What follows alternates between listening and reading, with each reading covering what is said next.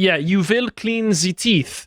As you know, in Britain right now, there's a bit of a dentist scandal going on, which is we don't have enough. There's lots of people who want their teeth brushing for them, and the dentists are refusing to do so because they're all working private. And so we might have to kidnap dentists, put them into vans, and send them to the farthest flung corners of this great nation so that they can brush your teeth for you. At least that's what I'm picking up from all the information that I've seen. Or remigrate a few 100,000 people that have got no right to be here in the first place. A bit of conservative side, a few 100,000, but Okay. I respect your restraint there. That might be something to do with it, but we'll get into it as we go along. First, I'd like to remind everybody that you are still able to pre-order our lovely Islander magazine through the links that are available on the website.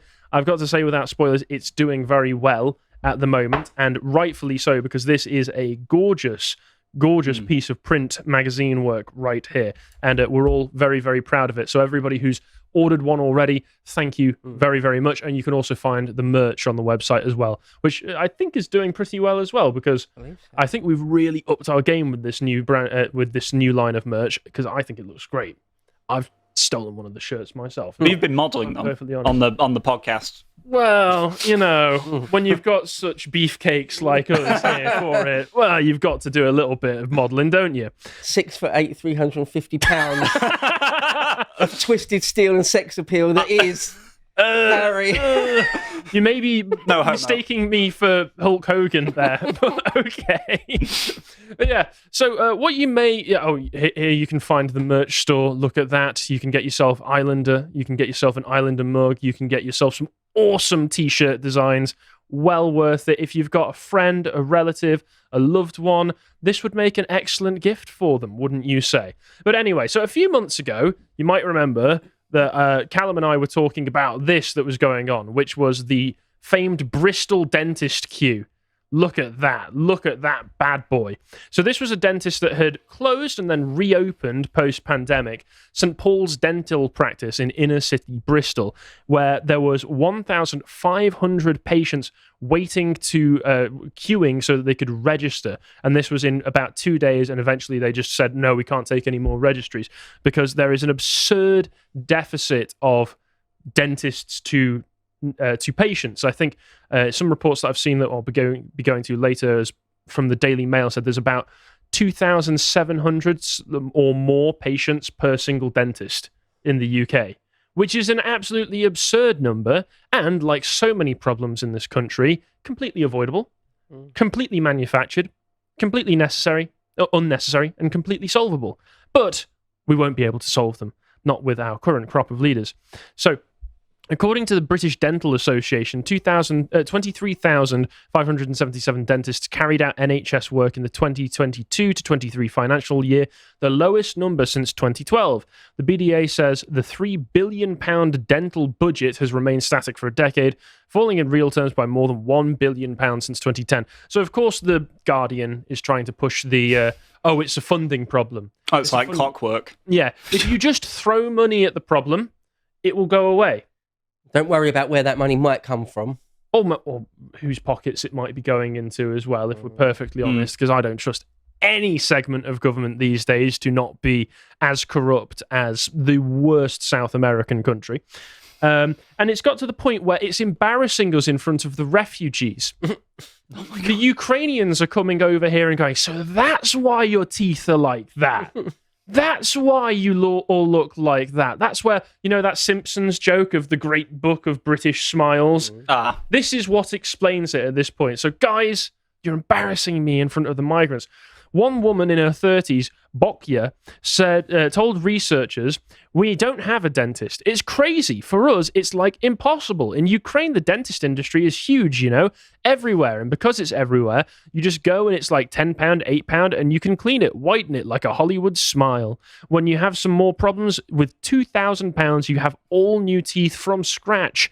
Here we came. Can we? No, we are full. Some British families, and bear in mind that Ukrainian refugees who come over here get all of their dental work for free as part of the refugee scheme. But even then, they say some British families who have taken Ukrainian refugees have noted that their guests organise dental appointments during their visits home.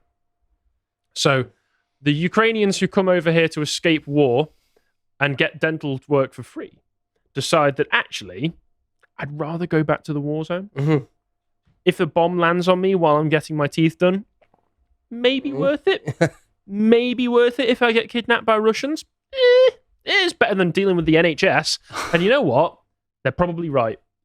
They're probably right. Going into a war zone is probably better than dealing with the NHS at this point. But this is fantastic because, as we know in this country, minoritarian points of view just hold more weight. They have more clout than the majority population sort of view of things. So if we just trust this minority opinion that the dental care is better in Ukraine, then we can just persuade them to all go back to Ukraine.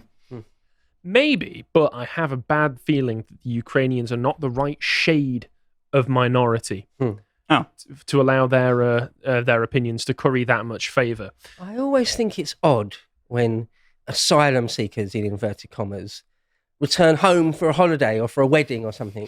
It's really common. You know, you'll hear as some sort of claiming asylum in some way, refugee status, something or other. But there's a wedding back in Albania or Macedonia or Nigeria or Pakistan or Bangladesh, whatever it is. So you pop home for the wedding or whatever it is. Have a nice 2 weeks in the sun. You forgot what it feels like over here in jolly old Britain. And then come back just in time to sign on or whatever it might be. Bit weird that. Well, not in time to sign on to the dentists. No, because you're going to miss out there quite badly. And it's to the point where the Mirror is running this article. First baby born on NHS having to go save to go private because she can't get an NHS dentist. Anira Thomas's son had to pull out 2 of his own teeth with pliers. Now, this is a big sob story. This is a very big sob story that I've seen in quite a few articles talking about the state of dentistry right now. Note that she, being born as the first NHS baby, was named after the female version of Nye Bevan's name. Is that what that is? Yeah, that's what I knew. Right. I think his name is... What was his full name? I only know him as Nye. Was it Ernest?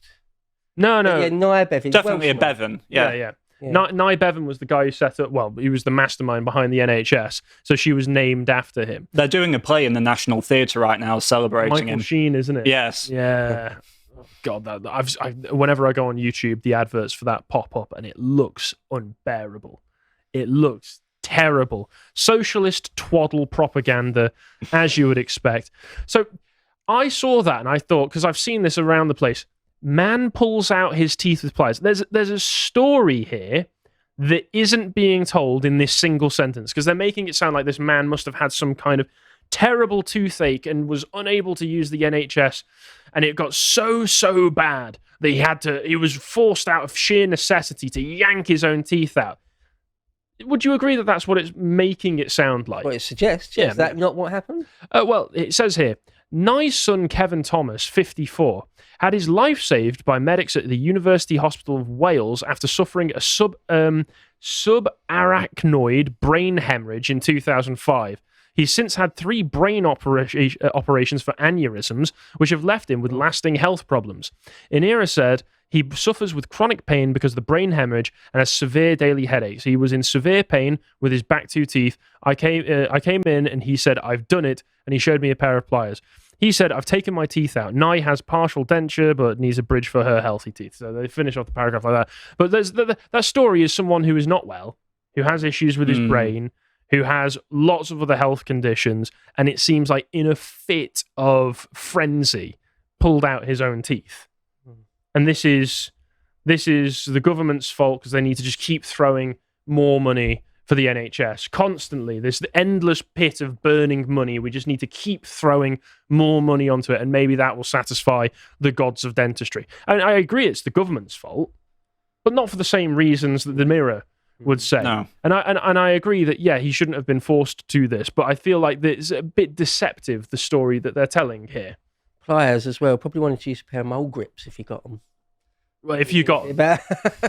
Yeah, I think of 12 Monkeys when Bruce Willis pulls his teeth out because he thinks is being watched by it. But yeah, that's not... Why would you... Yeah. Ranulph Fiennes cut his own fingers off. I didn't know that. Oh, yes, actually, yeah. Yeah. Wasn't that because they got frostbite? He got frostbite in them and he had to wait he had to wait quite a while before they were surgically removed, and he just couldn't hack it. So he went down the shed, used the hacksaw. Bloody hell. The ends of a few of his fingers off. If it takes a certain amount of sheer determination and willpower to be able to do something like that, especially if it's out of pure necessity. Yeah. So, fair play to the guy for doing what needed to be done. Anyway. But obviously, these are all problems. The NHS dentist system is pretty terrible at the moment. By every metric that we can look at it, it's doing very, very poorly, even if some of the ways that they're putting it forward are sob stories meant to manipulate you into going, what we need to solve this is more socialism.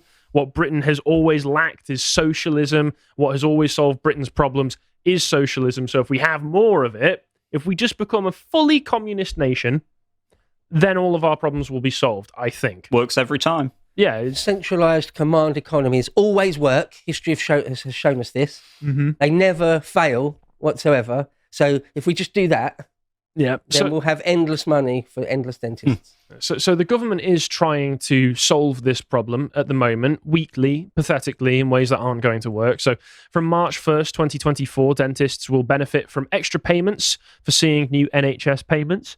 Participating NHS practices to benefit from payments of up to £50 per new patient treated. Oh, that'll plug it up, won't it? Part of the government and NHS's plan to deliver an additional 2.5 million dental appointments. What they're also trying to do is introduce this thing called a golden handshake, where if you're a dentist and you decide to move to an area that doesn't have very many, they'll give you 20 grand for it. So they're hoping that's going to draw more dentists into areas that are underserved. But as I said, basically all of this reporting is the NHS system doing what it always does and saying, Gibbs, holding out a little tin can, saying, more. I've got a visual interpretation for everybody. Right here. So this is the NHS. He's got the British teeth as well. He does. Just off screen is the taxpayer, who never asked for any of this. He's holding out their empty pockets. Yeah. He's holding his moths. Going like, I'm already being taxed half to death, mate. What do you expect me to do? Inflation has hit pretty hard. There is another way you could interpret this, another way that you could think, what's causing so much of a surplus of patients to dentists? You're not about to notice, are you? Well, you really shouldn't do that. If I just scroll down here for a moment, where you can find this nice graph. I found this just on the internet. I don't know what it means. I can't understand it. So around here, around these lines, is when the dental emergency started to happen. And also when a lot of dentists decided to move over and work in private dentistry as well. Because I think it's something like only 1/3 of dentists go on to NHS dentistry. But I feel like if I just look at this queue here, I don't know, guys. Maybe I'm just seeing things, but it says non-EU massive spike immediately after, during the pandemic even. I guess, I can't figure it out. We don't know what happened. All we can really say is that something happened. That led to a net migration of 627,000 people from the beginning to the end of last year. That's a non sequitur. What's that got to do with what we're talking about? Surely. You're right. Sorry. That's a little incriminating. Sorry. It was slightly less than government analysts predicted, although not less than they were hoping the actual figures would turn out to be. So it's still abysmal. It's still awful. I think I saw that Reform was saying that we're going to bring it down to a manageable 500,000 a year if they get into power. So it's so deceptive the way that they phrase it though as well, because we're going to freeze migration or net zero, one in, one out, but it's playing word games when not addressing the actual issue, which is such an easy issue. It's an issue that the country is crying out to be resolved for our entire lifetimes. This has just been something there in the background that has just been looming. It's been building and building and building. It's like a balloon that somebody's blowing more and more and more air into, and it's on the verge of bursting. And you're supposed to just ignore it. It's funny you should talk about Reform and Tice giving some clarity around the net zero migration policy, because before then it was sort of assumed he meant sort of gross zero migration, i.e. just zero people coming in. but no, it's net. So 1 in, 1 out. Yeah. So still 500,000 odd people or something in that ballpark. Still worse than Blair. So not addressing Still the double actual Blair. the problem in any real way. Of course, I'm an advocate for remigration. Let's make it a negative number. That's beyond the pale, obviously, as far as Tice Hope Not Hate and Tabor Young are concerned. But still, I stand by it. But you would. Yeah, net zero. So, okay, what we really want is at the very least, what gross zero migration is. That what? Can we just stop? Can we just have a real terms zero? Well, no, because it turns out that UK dentists are begging for a solution to the problem of serving more patients who may come from who knows what kind of background, is that you need to hire more dentists from overseas. Right. As always, the problem to not enough socialism is more socialism. The problems created by too much socialism is more foreign replacement. We've accidentally allowed the borders to be open. The only way to fix that is to force them wide open and keep it that way. Yeah, whoopsie, did I do that? Whoopsie. Oops, too late now. That's the government's approach to everything. The owners, they talk about Bristol. They talk about the St. Paul's dental practice, which is what everything was focused on back in February. And they said they were only able to reopen because of recruiting practitioners from overseas. There are many dentists like us who want to work for the NHS. Why not make it easier for them, says Shivani Bandari and Gwari Pradhan to the Financial Times. In the wake of the incident, the UK's dental regulator is facing calls from the industry, I'm sure, to speed up the registration of overseas dentists to practice in the UK at a time when children's dental health is deteriorating and waiting lists for appointments are high. The Association of Dental Groups said that obstacles to recruiting almost 2,000 dentists who have qualified overseas, not in the UK, they've qualified overseas. I'm sure India has this exact same quality of standards that we have over here, was fueling a recruitment crisis in the NHS at a time of staff shortages. But there has been some other complaints about this, which is people saying that actually that's a terrible idea. That's going to make everything worse because, yeah, you may get more people getting served, but the quality of service that they're going to get is going to absolutely plummet. The Royal College of Surgeons said that hit out at this proposal. Charlotte Eckhart, Dean of the Faculty of Dental Surgery at the Royal College of Surgeons, said this proposal puts UK patients at significant risk. It would give the General Dental Council powers to provisionally register dentists who have qualified overseas without passing examinations to prove their competency. The college said many overseas qualified dentists may be accustomed to different standards from the UK. Eddie Crouch, chair of the British Dental Association, said in a statement after the proposals were put forward, any risk will hinge on whether a new model will be as rigorous with overseas dentists as it is with UK colleagues, which of course it can't be. If the plan is to just get them through the door, get them putting people in a dental chair and then getting the drill out, then the whole point of that is that you can't qualify them as well by necessity of making it an expedient service rather than a good service, which is of course all the NHS has turned out to be over the past who knows how many years. Just get it done quick, don't get it done well. And if you remember correctly, I kind of remember how this one goes. If we just start to outsource everything to foreigners who've qualified overseas, which is, well, do you remember this happening where Kunli Drukpa put out this compilation thread of Africans tweeting about fraudulently completing their family members' medical degrees. And this goes on for quite a while. There is a lot of it. And then they all got really annoyed when Steve Laws decided that, hey, have you guys noticed this? And they all just decided to go, oh my God, the racists have realized that we're fraudulently filling in people's medical degrees. What do you expect? Like, look at this. I didn't realize African kids were actually out here doing their parents' uni work. No wonder so many nurses seem mad. They're not qualified. People responding, I could tell you all about septic shock. Nah, I remember my auntie made me do this when I was like 12. Sis said she wasn't dropping me home until I finished her work. My name needs to go on to that certificate. They're just taking it as a joke. They're treating it with that kind of American black girl sass, almost, where they just go, yeah, I committed fraud. We're at the same intellectual level as my grandma told me Cleopatra was black, aren't we? That's where we're at with this. Look at the face on that one. Just at a glance, a moron, right? Well, let's see what she has to say. Can she disprove that she's an idiot? Well, actually, it seems that she isn't quite as much of an idiot as you would think, because she knows that people are fraudulently committing their filling in medical degrees. So she says, "This is true. This is why I don't care. I make it clear I don't want to be treated by them in hospital." So she's in maybe a British hospital, going like, "Black nurse, no, thank you. I value my life. Get me the white people, please."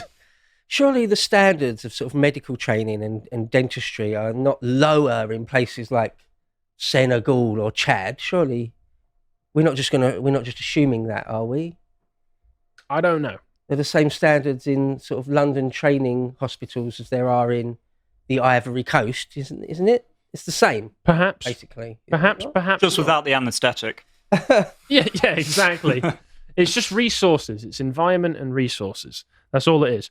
So, I've got a bad feel if we do just start to open the floodgates even wider, and get overseas people in. I do see this kind of problem being made even worse, just in dentistry. But if we're not going with that, what else can we do? How else can we solve the dentist problem? Well, we can break out the Wile E. Coyote method of just bringing dental vans out and throwing them across the countryside so that they can just, I don't know, I would assume this would work like the one-child policy in China, where you're just walking down the street and someone pulls you into a dental van, gives you invasive surgery, and you get thrown back out again. Sorry, do you have yellow teeth? Yeah, get in here. And also, there's so many opportunities for exploitation of this. Hey kids, need your gums checking? Do you want to get in the van? I'm a qualified dentist. But even then, that's not going to work. That's not going to work because it's being scrapped. Ministers have been accused of abandoning plans to send dentists in vans around the country in an effort to tackle the shortage of dental workers. I can only imagine they would be going around in capes with little poker masks on. The vehicles, which are kitted out, or is it domino masks, is what I mean. I think that's what I mean. The little Robin masks. Oh, right. Yeah. Oh, right. The vehicles, which are kitted out to provide mobile care to rural communities, were announced this year as part of a government effort to allow more people to get attention. A procurement document published by NHS England last month said there was a limited availability of dental vans as well as dentists to run them. I can only assume that for some reason too many paedophiles were applying. It adds that the NHS was now exploring non-van solutions to work alongside the vehicle. Really thinking outside the box. We could just build dental practices, guys. I didn't know we could do that. The British Dental Association said the revelations were a new low for the government, who they claim are failing to tackle the UK's dental crisis. And yeah, they really are. So what's the last option, guys? What's the last option? We'll do this the hard way. We will just press gang newly trained dentists into joining the NHS. Even if on balance, it's a worse financial and career option for them to do so. We'll just force them to join the NHS. We'll press gang them. Newly trained dentists will be prevented from going into private work in a bid to populate dental deserts suffering from a shortage of NHS practitioners. Taxpayers spend an average of £200,000 to train each dentist, but there is no requirement for graduates to work for the NHS. This is despite parts of the country having more than 2,700 patients for every NHS dentist. The new rules would force dentists to deliver NHS care for several years following the completion of their training. Currently, 1/3 of the 35,000 dentists registered with the government General Dental Council in the England do no NHS work. So just force them to do it. Don't solve any of the other problems that causes all of this in the first place. We just force them to do it. I can see the logic behind it, and it looks like they're doing it under consultation. There's going to be 8 weeks of consultation, and they'll see whether this is a good idea or not. They've announced it on the website. But there is a broader problem with this that is not being addressed that would mean that you don't have to force newly trained dentists into years of unfulfilling or worse paid work than what they could otherwise be doing, especially the more highly qualified ones. Obviously, the real problem here is mass migration, obviously. But assuming we're going to ignore that, as they see, as the establishment, as our overlords insist they're going to, I'm going to say a good word for reform, actually. All right, okay. Oh, wow. They did have, or have got, a half-decent policy. It was because one of their deputy leaders is Dr. David Ball, who was obviously an actual medical doctor. And he said, well, one of their policies is that for doctors, but it could apply to dentists as well, the state subsidises you to be trained as a doctor. So they'll make the law that you're not allowed to not work for the NHS for a few years after you've graduated. So like maybe the first 5 years or something, you're obliged legally to work for the NHS. And then after you've sort of done your time, so to speak, then you're free to go and do... now, I suppose it is, if in sort of the libertarian framing, it's a curtail on their liberties or whatever. They should be free to do what's ever best for them. However, again, we're not really going down that route in our civilization anymore, are we? So No. If you were going to ignore the mass migration thing and take away people's freedoms even more, then if you look at it through that lens, maybe you can sort of force dentists and doctors to work for the NHS for a few years. Yeah, I can see the logic behind it personally, and it does seem that the government has probably seen that policy and decided to co-opt it themselves, because it seems that this is that same policy. Yes.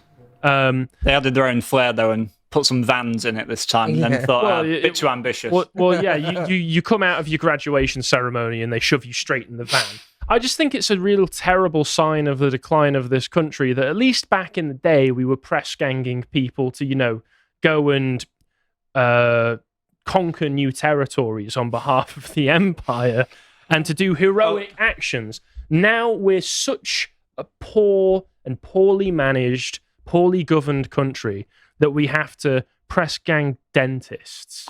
There is something to be said, though, in addition to Beau's point about sort of keeping it within the dental industry, keeping them within the NHS system so that money you've spent on their training can obviously bear some actual fruits in the end, which is just that also this goes on an international level as well. All the, millions of people who come here every year, their own homelands are being impoverished by the fact that they're either having their education there, having their upbringing there, getting their rudimentary dental training there, and then not putting that money back into their own economies that they've come from. So not only are we impoverishing ourselves, but we're also impoverishing them as well. I think this is something I remember there's the phenomenon of the brain drain. Yeah, right. And but this was something I remember a specific video of the president of Ghana, I think it was, literally stood right next to Macron, saying, we don't want our people going to France. We want them to stay here. We want Ghana to be... I think that's pretty understandable, because all of the most qualified, most intelligent people, well, unless, of course, it's that they're niece or nephew do all of the work for them. But despite that, it's all of their best people going to European or countries or possibly America, so that they could get better pay. But that's brought up an interesting thought on my mind, is there, under this scheme, any disincentive for these people to not just go and work in a foreign country? If they get the opportunity once they've finished graduating and they've got a choice between, I could maybe go work somewhere private in a foreign country that'll pay me more, or get stuck in the NHS for 5 years. Is that going to encourage people to go elsewhere? That's a question. You could just go to America or Dubai or almost anywhere else and make way more money. Yeah. Ukraine, maybe. Right, yeah. But brain drain's a very real thing. I remember Diane Abbott saying a couple of years ago, mentioning brain drain, and people were like, wait, what? What's this coming out of the mouth of someone like Diane Abbott? But it's just definitely a real thing. Even someone whose brain has been drained. Yeah, right. Recognise it. Because people used to say, if people on the anti-immigration side of the debate would mention brain drain, they'll say that's a conspiracy, that's not even a real thing, you're just coping, you're just saying anything that comes to mind to try and keep people in their own countries. And it's like, no, it's... Yes. Yes. Number one, yes. Number two, it actually happens to be a real phenomenon that quite quickly takes effect and can be seen. I'm just wondering where the van initiative is going to end. I mean, what's next? Like the abortion van... Oh, going to come round. There's China. In and out in 10 minutes flat. There's the China policy for you, isn't it? Or Canada will have a euthanasia vans. I believe that's been tried somewhere else before, wasn't it? Didn't Hitler have euthanasia vans? Can't. I think he did. Let's not get into that. I'm sorry. Yeah. I think I know what you might be referring to there. I'm just saying that involuntary euthanasia. Justin Trudeau is close to Well, I mean, he's dressed up as him before. Oh yeah, yes, isn't it? Yeah. Not that Trudeau isn't a fan of dictators, being the probable son of one.